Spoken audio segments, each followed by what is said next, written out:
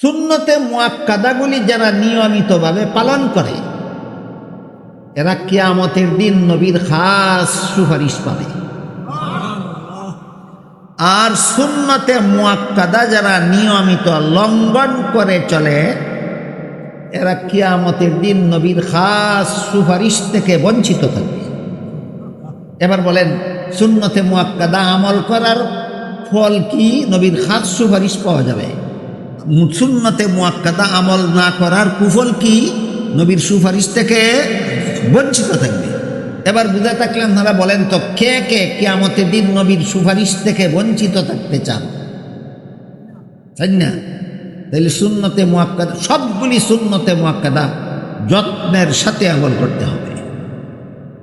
যেই মুসলমান বলে আমি কিয়ামতের দিন নবীর সুপারিশ চাই, তাকে অবশ্যই সুন্নতে মুআক্কাদা আমল করতে হবে। সুন্নতে মুআক্কাদা আমল করে না আর কয় নবীর সুপারিশ চাই, যে গৃহস্থী করে না ফসল চায় তার মতো বুদ্ধিমান। কি করে না কি চায়? গৃহস্থী করে না ফসল চায়, এ যেমন বুদ্ধিমান যে নবীর সুন্নতে মুআক্কাদা আমল করে না, নবীর শাফাআত চায়, এই রকমের বুদ্ধিমান। বলেন বুদ্ধিমান না বোকা? এর মতো বোকা জগতে আর কেউ হতে পারে না। একবারে আল্লাহর কাছে সন্তান চায়, দোয়া করে আল্লাহ আমার একটা সন্তান দাও, বিয়া করে না।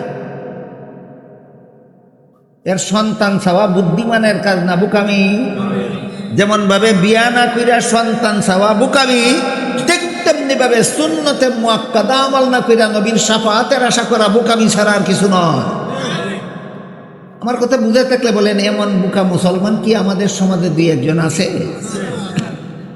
এই বোকামির থেকে আমাদের সতর্ক হওয়া দরকার। এই জন্য সুন্নতে মুআক্কাদা আমল করলে কি হয় আর লঙ্ঘন করলে কি হয়, দুইটা কথা জানা দরকার। এবার সুন্নতে জায়েদা, যথারীতি 4টা কাজ করার পরে, ধারাবাহিকভাবে 4টা কাজ করার পরে যারা সুন্নতে জায়েদা এবং নফল মুস্তাহাব আমলটাকে নিজের অভ্যাস বানায়, সহিহ বুখারী শরীফের হাদিসে উল্লেখ আছে, আল্লাহ রাসূল বলেন আল্লাহ তাদেরকে আল্লাহর ওলি বানায়। এই সমাজ ভণ্ডদেরকে অনেক অশিক্ষিত মুসলমানে ওলি মনে কইরা মুড়ি দুইয়া নিজের ঈমান আমল ধ্বংস করে। বলেন গুঙ্গুর ফিনলে, শালু কাপড় ফিনলে, মাথার জটা রাখলে আর নমাজ রোজা সাইরা দিয়া মাজারে মাজারে উরুস করলে ওলি হয় না ভণ্ড হয়? ওলি হয় না। এটা ওলির পথ না, এটা ভণ্ড হওয়ার পথ। মাজারে মাজারে উরুস করা ভণ্ডদের কাজ, ওলির কাজ নয়। শাহজালাল মুজাররদি ইয়ামানি রহমতুল্লাহি আলাইহি জীবনে কোন কোন মাজারে উরুস করেছিলেন? করেন নাই। তিনি ভণ্ড ছিলেন না ওলি ছিলেন? উরুস না কইরা ওলি হইছে। উরুস কইরা ওলি হয় না, উরুস কইরা ভণ্ড হয়। এই কথাটা আপনাদের বোঝা দরকার, জীবনভর মনে রাখা দরকার। খাজা মঈনুদ্দিন চিশতি রহমতুল্লাহি আলাইহি কোন কোন মাজারে উরুস করছেন? করছেন না। ভণ্ড হইছেন না ওলি হইছেন? তাইলে উরুস কইরা ওলি হয় না ভণ্ড হয়? ভণ্ড হয়। উরুস যারা ওলি হয় এরা উরুস করে না, যারা উরুস করে এরা ওলি হয় না, এরা ভণ্ড। এত সহজ কথা, বুঝানির অভাব, আমরা বুঝাইতে পারি না, এই জন্য আপনারা বুঝতে পারেন। আজকে পরিষ্কারভাবে বুঝতে পারলেন কিনা? ধারাবাহিকভাবে 4টা কাজ করার পরে নফল সুন্নতে জায়েদা, নফল মুস্তাহাব আমলকে যারা অভ্যাস বানায়, আল্লাহর রাসূল বলেন আল্লাহ তাদেরকে ওলি বানায়। কত কাজ করার পরে? 4 কাজ করার পরে। তাহলে সুন্নতে জায়েদা নফল মুস্তাহাবের সিরিয়ালটা হইল কত? 5 নম্বর। কত নম্বর? 5 নম্বর। এর আগে আরো 4টা কাজ করার লাগবে যদি তোমার আল্লাহর ওলি হওয়ার শখ থাকে, আল্লাহর ওলি হওয়ার যদি আউস থাকে, খাইশ থাকে, তাইলে ধারাবাহিকভাবে 5টা কাজ করতে হবে। কটা? আজকের থেকে বলবেন না জীবনে কোনোদিন ওলি হওয়ার 5 কাজ, ওলি হওয়ার 5 কাজ, ওলি হওয়ার 5 কাজ। এলোমেলু না ধারাবাহিক? আগেরটা আগে, পরেরটা পরে? আগে পরে না। 1 নম্বর কাজ হইল সকল প্রকার গুনার অভ্যাস ছেড়ে দেওয়া। 1 নম্বর কাজ গুনার অভ্যাস ছেড়ে দেওয়া। 2 নম্বর কাজ সমস্ত ফরজ আমল ঠিক মতো করা। 3 নম্বর কাজ সমস্ত ওয়াজিব আমল ঠিক মতে করা। 4 নম্বর কাজ সমস্ত সুন্নতে মুআক্কাদা আমল ঠিক মতে করা। কটা হইল নি আল্লাহর ওলি? দেখি আমি বুঝাইতাম বললাম নি কেন? 5 নম্বরটা রয়েছে। 5 নম্বরটার কথা একটু পরে কই, আর আগে 4 নম্বর সম্পর্কে আরো কিছু জরুরি কথা আছে। গুনার অভ্যাস ছেড়ে দিলে জাহান্নাম থেকে মুক্তি পাওয়া যায়। ফরজ ওয়াজিব আমল করলে জান্নাত পাওয়া যায়। সুন্নতে মুআক্কাদা আমল করলে নবীর শাফাআত পাওয়া যায়।